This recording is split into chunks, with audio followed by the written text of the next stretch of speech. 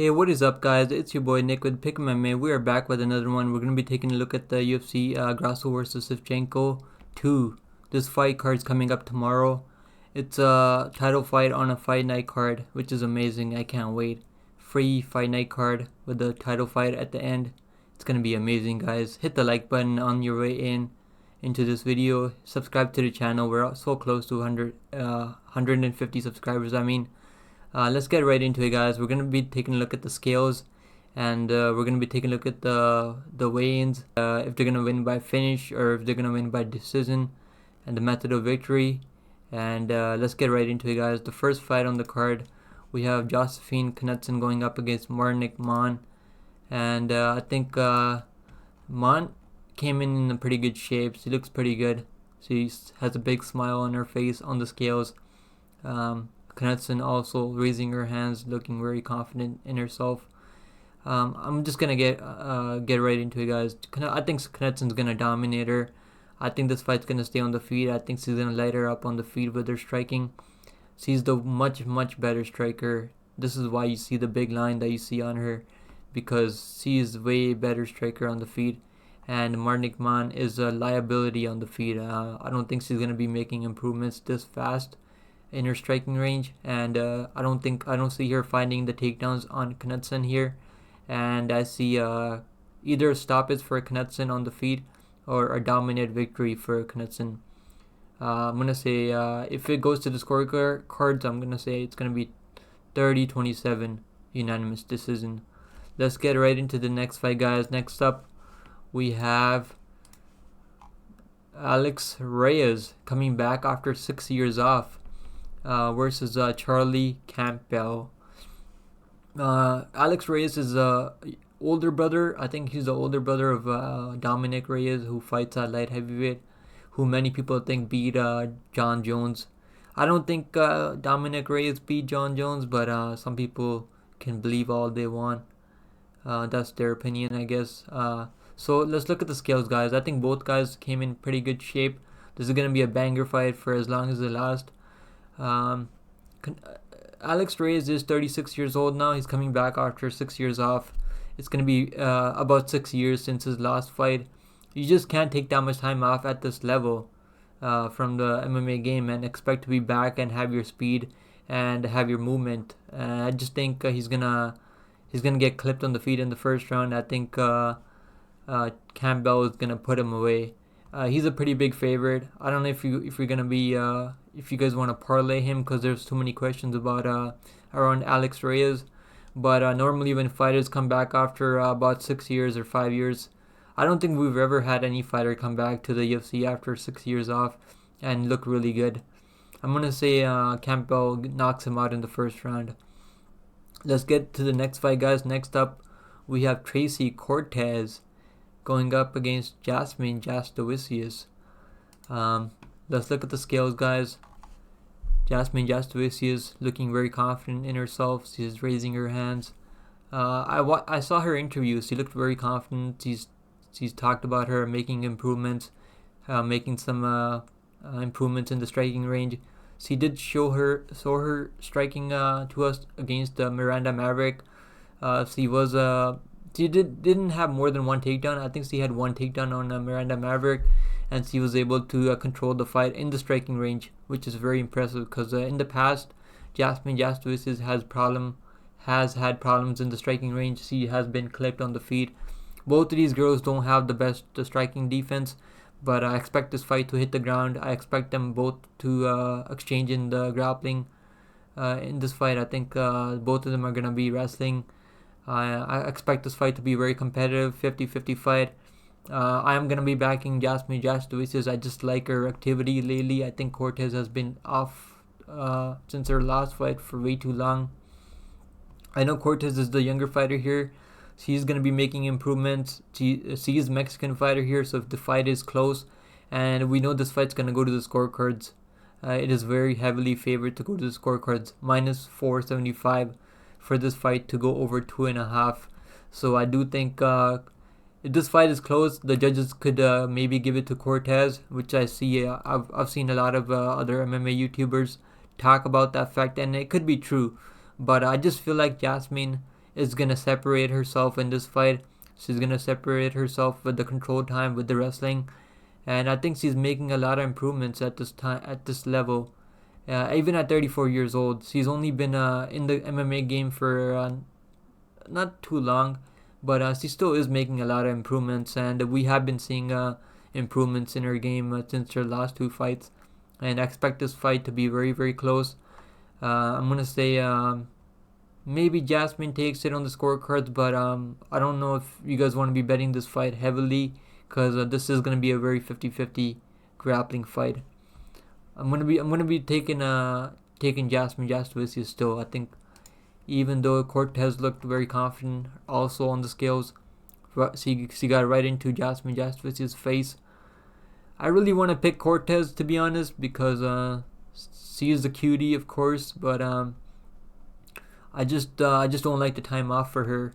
I'm gonna say I'm still gonna back Jasudavicius, my Canadian girl, to get it done on the scorecards. Next up, guys, we have Edgar Cháirez going up against Daniel Lacerda. This is going to be a banger fight for as long as it lasts. This is going to be Cháirez and Lacerda. Both of these guys are going to bring fireworks here. I do not see this fight going over the second round. I don't think this fight goes into the third round at all. We could see a finish in the first round. We know Daniel Lacerda is a kill or be killed fighter. He's not coming out there to win on the scorecards or lose on the scorecards. This dude is coming out there to finish his opponents in the first round.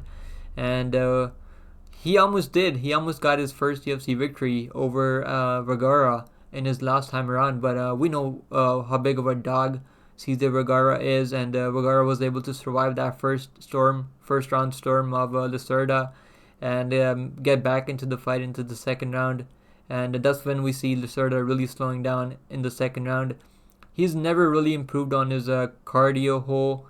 He has a big hole in his cardio. He really slows down after that first 3 or 4 minute mark. And after the first 4 minute mark, he's very, very live to get finished after the first 4 minutes. He just cracks under the pressure. Once he starts getting tired, he's just gonna crack. He doesn't have the heart to stay in the fight or try to make it close and competitive. Once he's tired, he's pretty much done. And there's no way I can back Lacerda here. I know he's a pretty big underdog here, and I would love to back him here because he is a kill or be killed fighter. But I've seen some good stuff from Cháirez against Tatsuro Taira last time around. He showed how tough he is. He almost had Tatsuro Taira in the submission. This dude is coming to bang, and he's not gonna be looking to lose this fight in front of his own people.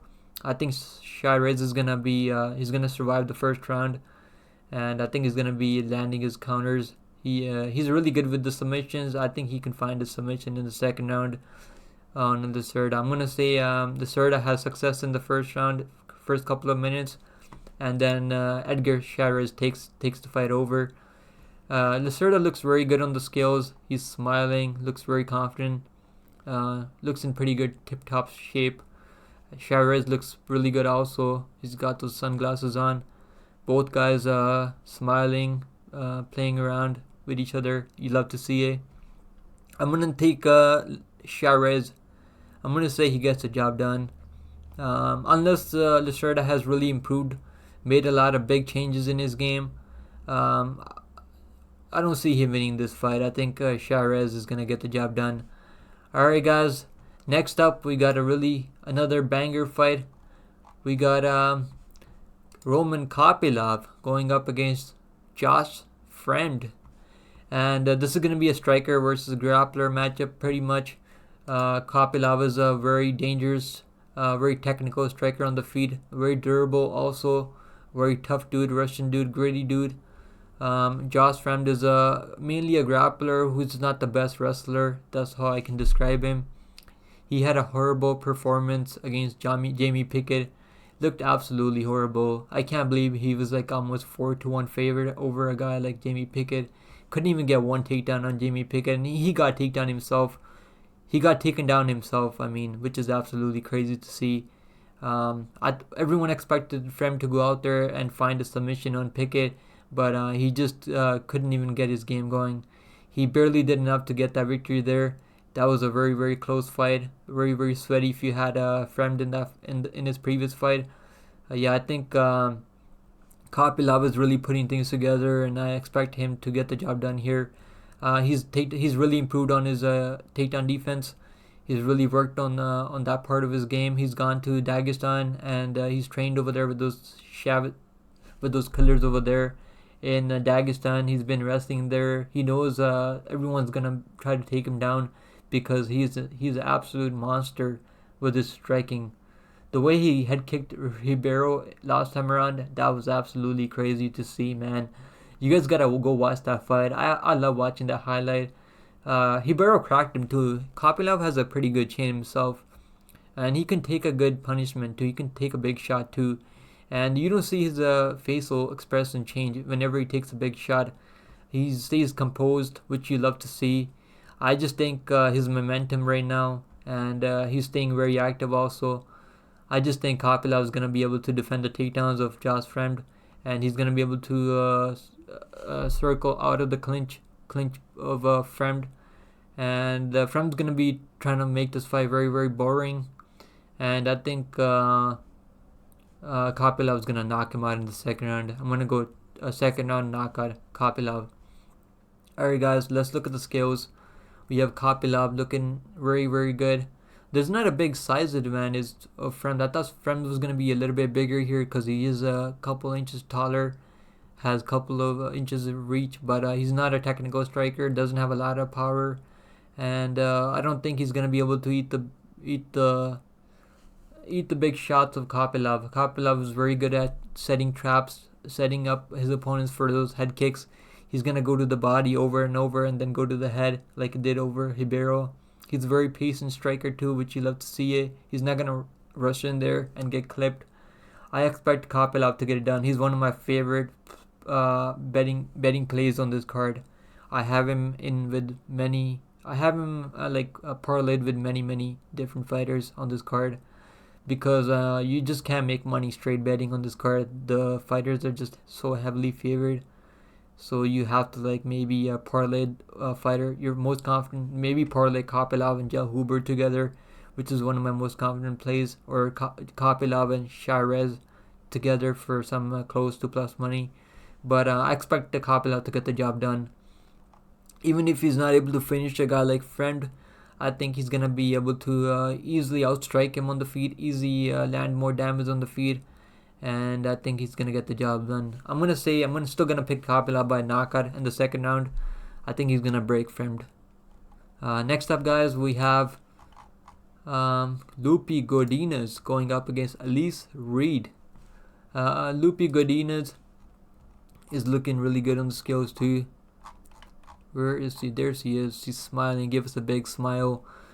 She's a pretty big favorite here, which it does kind of scare me, but Elise Reed has horrible takedown defense, and the Reed is absolutely horrible on the ground. She does not know what to do off her ground. She's a tough girl. She's gonna hang in there. She's not gonna be looking to get finished when she gets to the ground. I think she is working on her takedown defense. Elise Reed is a pretty good grappler, but she's been finished 3 times already in the UFC. She's been finished all of her losses in the UFC. And I think Lupi, if Lupi does implement her grappling game plan here, and I think she definitely should, because she has a big edge in the grappling here. But what scares me for Lupi is because she's not been grappling all that much. She's only gotten 2 or 3 takedowns in her last 3 fights. So I don't know why Lupi is not wrestling out there. She needs to be. She has a big edge over these girls in the grappling, and she's just not using it. She's starting to just fall in love with her hands. She's starting to just strike, go tick for tack on the feet. I don't know how long that's gonna last. That does scare me for Godinez here.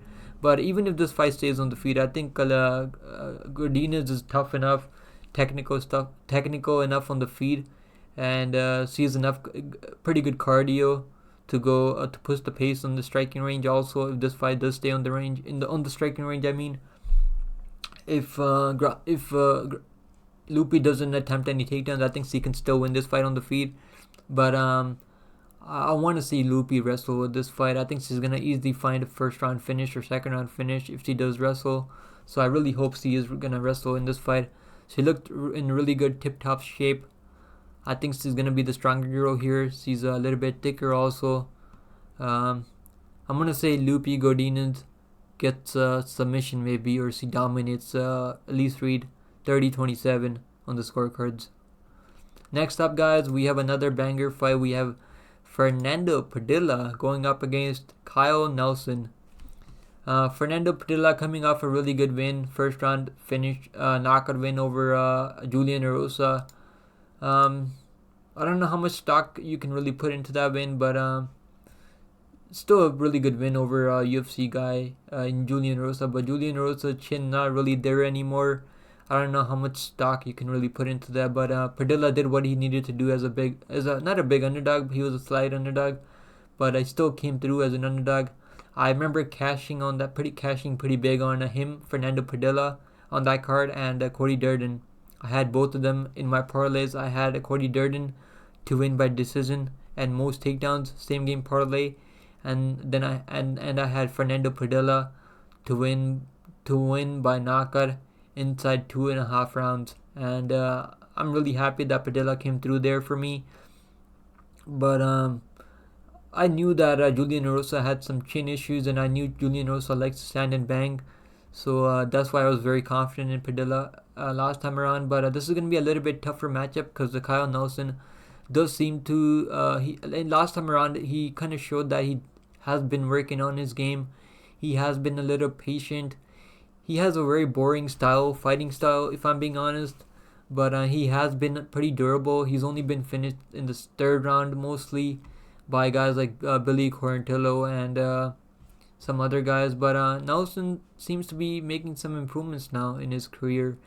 I think this fight's gonna go over 1.5 rounds. I have over 1.5 rounds as one of my bets here. I have a half a unit on over 1.5 at -145. I think the line's gone up a little bit now.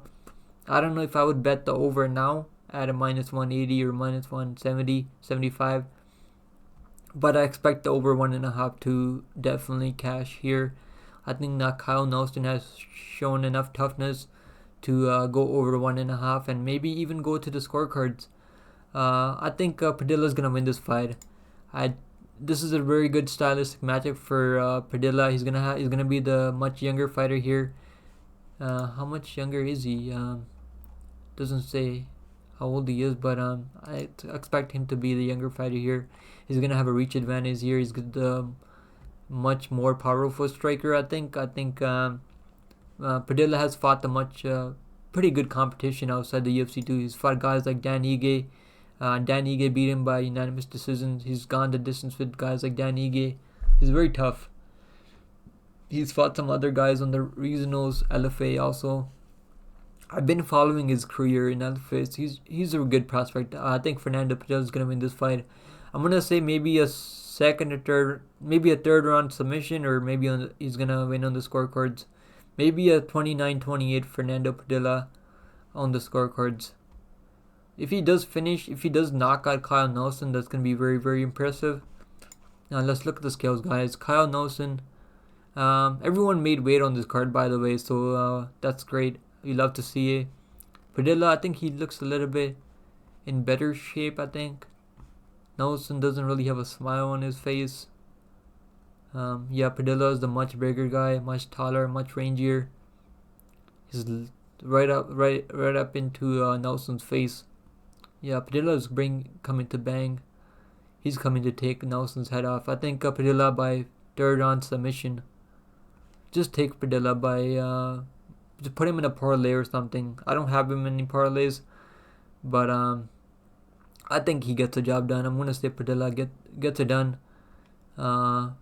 Maybe late submission. Yeah, I'm gonna call it a late submission. Third round submission. Alright guys, next up we have Daniel Zellhuber going up against Christos Giagos.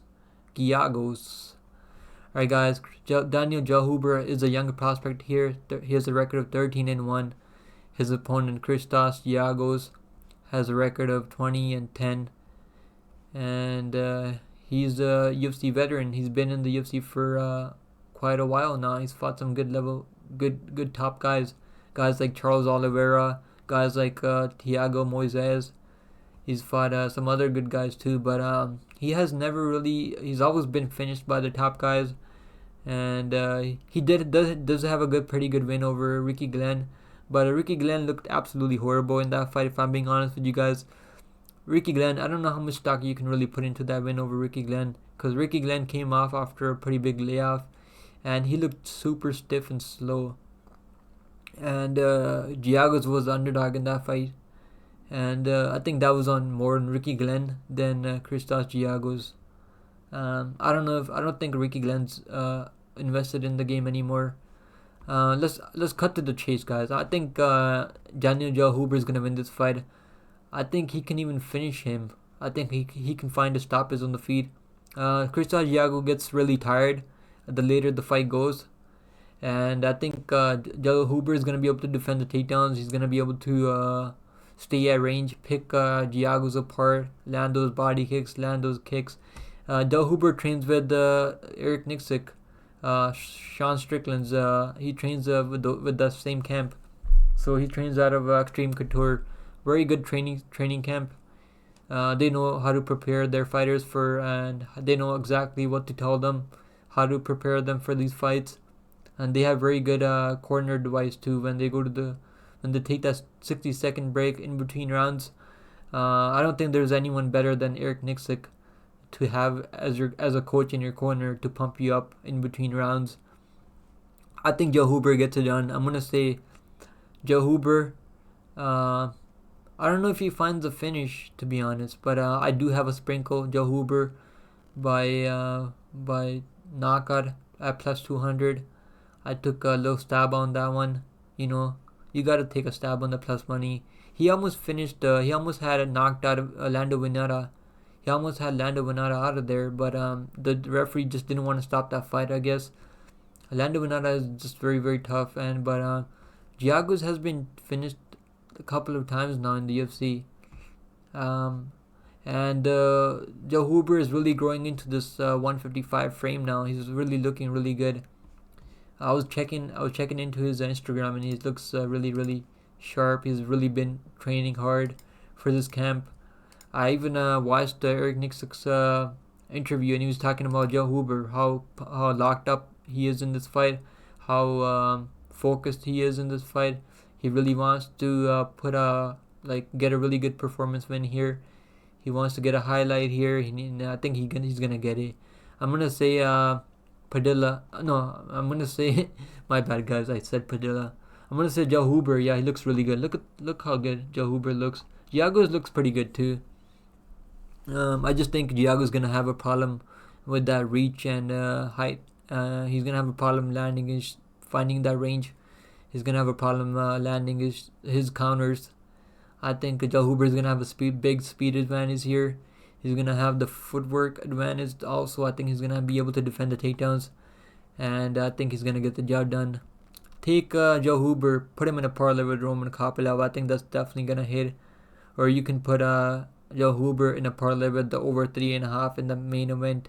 I also have a couple of parlays going on this card.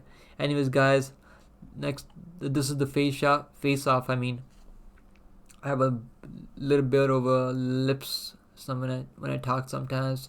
I don't really care if people wanna talk shit about that. It's whatever, it is what it is. So anyways, guys, let's get back to the fight. So I think Zellhuber, look, he's gonna be the much bigger guy here. I think he's gonna be using those kicks. He's gonna be using those range finders. He's gonna stay at range, pick Giagos apart from range. Zellhuber gets it done. Dominant win, I think. Alright, guys, next up we have Raul Rosas Jr. going up against Terrence Mitchell. Rosas Jr. coming back after his first career loss to Christian Rodriguez, who's a legit prospect himself. If I'm being honest, guys, I really think even back when that fight, like before that fight, I was thinking in my head, I was like, Christian Rodriguez is a legit prospect himself, man. I don't know why the UFC gave him a step up pretty good step up in competition. Rosas Jr. is still very, very young. He's going to make some mistakes out there. He's only 18 years old. He doesn't have the experience to go out there and get a clean performance. He's going to make some mistakes. He's going to show us that he's still a kid out there. He's going to learn, though. He's going to make rapid improvements. And I think the UFC is trying to set him up here. This is a showcase fight for Rosas Jr. This is on the main card for a reason, guys. If the UFC wasn't trying to build up Rosas Jr.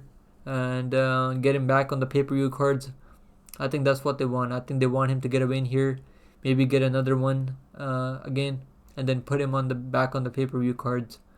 I think that's their plan. I'm gonna say Rosas Jr. gets it done by first round submission. Let's look at the scales, guys. Mitchell looking pretty pumped up on the scales. Rosas Jr. looks very confident, looks very calm, looks very focused, and I like the thickness for Rosas Jr. He looks a little bit thicker now since last time. I think he's growing into that frame now at bantamweight. He's a pretty big dude, man. He's gonna have a big strength advantage here. I think he's gonna be able to take Terrence Mitchell down in the first round and get that back down. We've seen Terrence Mitchell, once he gets taken down and you'd start letting some ground and pound go, he's gonna give his back. He's gonna give that rear naked choke. He does have good jiu-jitsu skills, but I think Rosas Jr. is gonna maul him, man. I think he's gonna be a first round finish for Rosas Jr. This is a showcase fight for Rosas Jr. I wish fucking Mitchell all the best, man. I hope this kid shocks the world, but it's just not gonna happen. I don't think it's gonna happen. I think Rosas Jr. bounces back and gets a big win here. Gets the first round submission. Alright, guys, next up we have the co-main event of the evening, guys. Hit the like button, hit the subscribe button if you haven't yet. Like the video if you enjoyed the content. I'm going to be buying a camera soon. I'm using my iPhone camera right now to record this content. Let me know if you guys like the content like this, or do you guys prefer just me talking through. Do you guys prefer with the camera on, or do you guys just prefer with me talking in the background in the videos with the full screen on these fighters? Let me know how you guys prefer the videos. Anyways, guys, yeah, I'm gonna be buying a camera soon, real soon. A really good top quality camera. Anyways, guys, so hit the subscribe button to the channel. I know some of you guys haven't subscribed yet. Like the video, leave a comment below for the algorithm if you guys appreciate the content. Anyways, guys, let's get into the co-main event. We have Kevin Holland going up against Della, Maddalena, and let's look at the skills. Della, Maddalena coming off a split decision win. A lot of people thought he lost that fight, but if you go watch that fight, you're gonna score for Della, Maddalena. That should have been a unanimous decision win, in my opinion. 29-28, I think. He won the first. I think he won the first, and maybe he won the second and third round. I think he landed more damage. He almost had Hafiz out of there in the second, third round. Hafiz was so gassed. But Hafiz is a pretty strong dude himself, man. People gotta put some respect on Hafiz's name. And let's not forget, Maddalena cut weight twice in that week. So you gotta give him some credit. He took Hafiz on short notice too. He didn't have time to prepare for that style either. He still showed us that he's super tough. He made some mistakes, jumped some guillotines or whatever. But shit's gonna happen, man. This is the fight game. You're not gonna go out there every time and put a clean performance every time. And then already people are off the Jack DDM train. A lot of people are picking Kevin Holland here, and it makes sense why they're picking Kevin Holland. I just don't like Kevin Holland's fight IQ, if I'm being honest. And I don't know how much you can really rate that win over Michael Chiesa. Michael Chiesa is not really the fighter he used to be back in the day. If we're being honest, guys, let's just be honest for a minute. How many times has Michael Chiesa been darce choked in his career? I'm going to say maybe 4 or 5 times by now. He's been submitted by the same choke every time. He does the same thing every time. He'll go out there, shoot really bad takedowns, give up his neck, give up that dark choke, and tap out. That's Michael Chiesa for you guys, man. I picked Kevin Holland in that fight, and a lot of people were picking Michael Chiesa there. But in this fight, man, I'm gonna still pick Della, Maddalena. I like what I see from this kid. This kid is improving every time. He had some trouble against Basil Hafiz, but who is not gonna have trouble against Basil Hafiz? I think even Kevin Holland would get grappled by Hafiz. I think even Kevin Holland hasn't shown us that he's the best grappler. He gets taken down a lot, and of course he's gonna have a grappling advantage here. I'm gonna say not really a grappling advantage, maybe jiu-jitsu. He's got a black belt in jiu-jitsu, Brazilian jiu-jitsu, so he's gonna be dangerous for those submissions. But I don't think JDM's gonna give him that chance to submit him.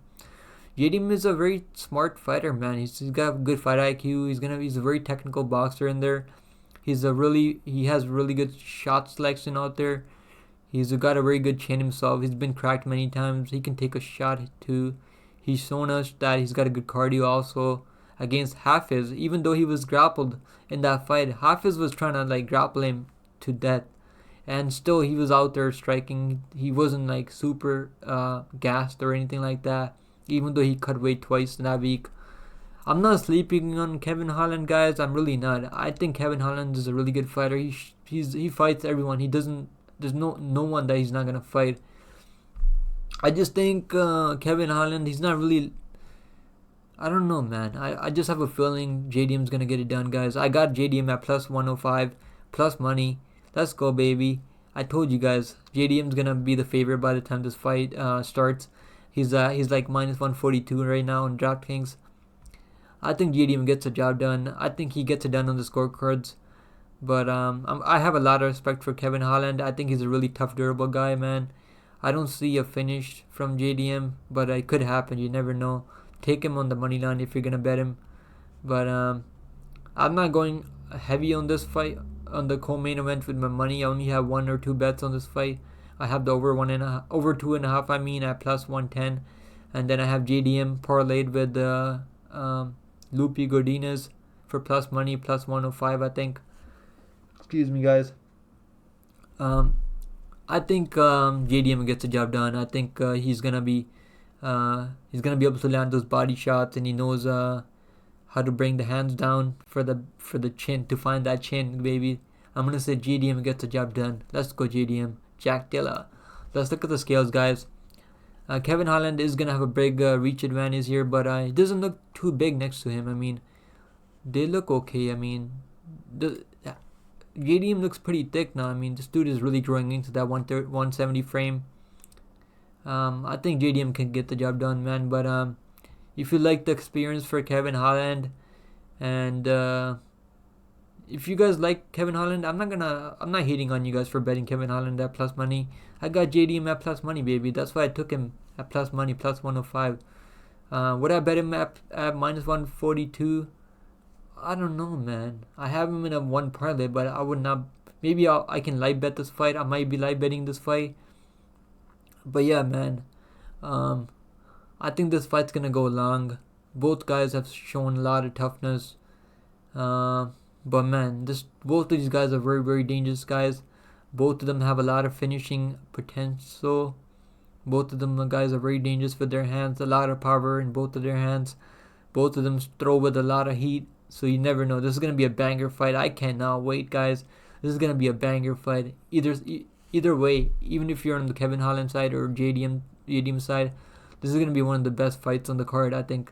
I cannot wait for this card.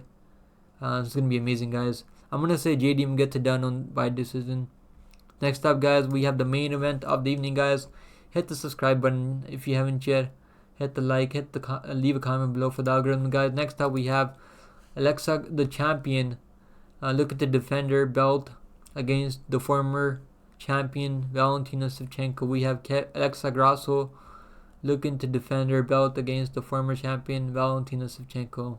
My bad, guys. I just had to repeat that once again. Anyhow, Alexa Grasso. I've been hearing a lot of people talk about this fight, and I went back and watched the first fight. Alexa Grasso won the first round. I'll give her Alexa Grasso the first round, of course. 10-9 first round. So you'll see landed some big shots on Valentina Shevchenko. Valentina Shevchenko went back into her corner. She really made some adjustments. I'll give her credit, man. She's a good champion. She's a smart fighter. She has a high fight IQ. She decided to change your game plan. She went to her grappling, came out there, got some takedowns, controlled the second round, did the same thing in the third round. Alexa Grasso was still making her work though. She wasn't just laying flat on her back or anything. And that's the difference. When you're getting taken down, but you're making your opponent really put in that work, use that energy, that's really gonna like tank on their energy tank, because it's gonna really wear them out. Because when you keep going for takedowns, and you're trying to hold your opponent down, and they keep getting up over and over, and you gotta take them down again. You gotta attempt takedowns. You're using a lot of energy, man. It takes a lot of energy to keep going for takedowns over and over and over and over and over. And I think Alexa Grasso, she's going to be looking at that fight. You guys think Alexa Grasso is not going to be looking back at that fight and looking to make it work on that takedown defense? She knows if she can defend the takedowns, she can absolutely beat Valentina on the feet, man. I think she's going to be able to defend the takedowns. Even if she gets the takedowns, she's shown us how dangerous she is, even in the ground. I don't know if Valentina wants to go to the ground with Grasso, knowing what happened last time around. I've seen a lot of people saying that Valentina Shevchenko was dominating the last fight. I just want to talk about the fight for a minute. So guys, Grasso was winning the first round, right? We all agreed with that. Valentina won the second round. Valentina was winning the third round, and then the fourth round, right? So Alexa Grasso got that takedown, right? She got when Valentina Shevchenko threw the spinning back fist she likes to throw. So Grasso got the takedown. She got the back. She got the body lock. She had her back. Valentina was in danger. That was a pretty dominant position, right? So even if Grasso wasn't able to get the submission squeeze finish in the fourth round, do you guys think Valentina was gonna win that round, or do you guys think Grasso was gonna win the fourth round? And if the fight went into the fifth round, would it have been 4-1, or would it have been 2-2? Because Grasso had the more dominant position in the fourth round. Valentina Shevchenko was trying to go for takedowns, but Grasso was defending the takedowns. Valentina Shevchenko was looking a little labored on the feet. She was looking a little tired. She was trying to throw those random spinning back fists, hoping to land a big knockout on the feet, because she was getting tired. She kept attempting more takedowns. Her takedowns were getting defended. Wasn't looking good for her. And then I think Grasso is going to defend the takedowns this time. I think Valentina Shevchenko is going to come into this fight. She's going to think, oh, I got the takedowns last time. I'm going to be able to get the takedowns this time. And I just don't think that's going to happen, guys. You guys remember that fight against Leon Edwards versus Kamaru Usman? Third fight. Everyone was picking Kamaru Usman to beat Leon Edwards, because they're like, oh, he just got caught. He just made one mistake. And what happened, guys? I picked Leon Edwards to beat Kamaru Usman in the third fight. And what happened? Leon Edwards came out there, defended a bunch of takedowns, landed a lot of damage on the feet, outstruck Kamaru Usman, was landing leg kicks, was landing body kicks, really making Kamaru Usman work in the clinch, really making him work for the takedowns. And Kamaru Usman was looking tired, not really letting his hands go. I think that's going to happen with Grasso, man. I really think. And she's going to be the much younger fighter. She's going to be like how many years younger? Grasso's like many years younger. And let's look at the skills, guys. Valentina Shevchenko, I'll give her credit, man. She's a really dominant. She's a really she's a really dominant former champion. Valentina Shevchenko is gonna bring the fire, man. She's gonna bring the fire in this fight. She got absolutely embarrassed last time around, I think, and I think she's really put in the work in this training camp. But she's getting up there in age now. She's 35 years old. At these lighter weight classes, after 35, you just don't have that speed that you need to compete with these with your opponents at these lighter weight classes. You need that speed. You need that in and out movement. I think Grasso is the much better striker here. As long as she defends his takedowns, I think Grasso gets the job done. She looks really good. She looks very confident. The crowd's going to be cheering for Grasso here. I think this fight's going to go to the scorecards, and I think Grasso is going to get the job done. If you guys want to take a stab on the Grasso TKO prop, it's like 16-1. or 14 to or 12 to 1 or something like that. Absolutely crazy. Yeah, the run props on Grasso is absolutely wild, like 50 to 1 or something like that. I think it's like 50 to 1 or 5,000 to 1 or something like that. It's absolutely insane. I think Grasso gets the job done, guys. Take her by money line plus 154. I got a Grasso early 2 weeks ago at plus 175, and then I took her for another half a unit play at plus 154, and then I also took her by finish only money line prop. Finish only money line prop, which is if Grasso gets the finish in this fight, I win money. If Valentina Shevchenko wins by decision, I get my money back that I bet on that bet. But if Valentina finishes Grasso, which is very unlikely, yes, I don't see happening, I lose my bet. But I think Grasso is gonna get the job done. I'm very confident. I'm very confident in the champion. Put some respect on the champion, guys. Grasso gets the job done, and still. Alright, guys, hit the like button, hit the subscribe button if you haven't yet. Those are my picks for post weigh-in UFC Grasso versus Shevchenko 2. If you guys appreciate the content, like the video, leave a like below, leave a comment below for your boy for the algorithm, and let's hit 150 subscribers, guys. We are so close. Let's go, guys. Good luck this weekend. Good luck on all your bets. If you guys have any questions below, don't be shy to message me or leave a comment below. I always reply back to every comment. I love hearing from you guys. I love hearing what you guys have to say about this card. Who are your most confident picks, guys? Please leave a comment below. I would love to hear what you guys have to say about this card. Anyways, guys, if you guys agree or disagree with my picks, let me know. Anyways, guys, I'm gonna end the video here. Stay safe out there. I wish you guys best of health, and take care of yourself. Later. I'll see you guys in the next one. Later.